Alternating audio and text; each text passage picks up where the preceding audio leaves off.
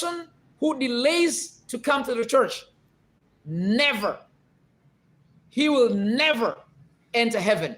Hautaingia mbinguni kamwe. Kwa nini? Anayechelewa ibadani anaitwa aliyelaaniwa. Angalia Biblia yako sasa. Mithali sura ya 8 mstari wa 34.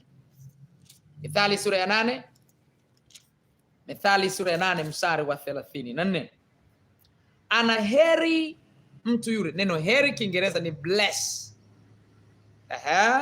Ana heri mtu yule anisikilizaye.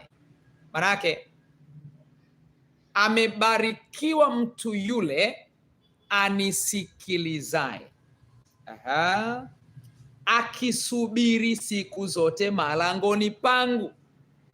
Amebarikiwa mtu yule ananisikiliza, ambaye siku zote anasubiri malangoni kwangu. Kwenye malango manake ya nyumba yangu, akingoja penye vizingiti vya milango yangu. Huyo ndiye aliyebarikiwa.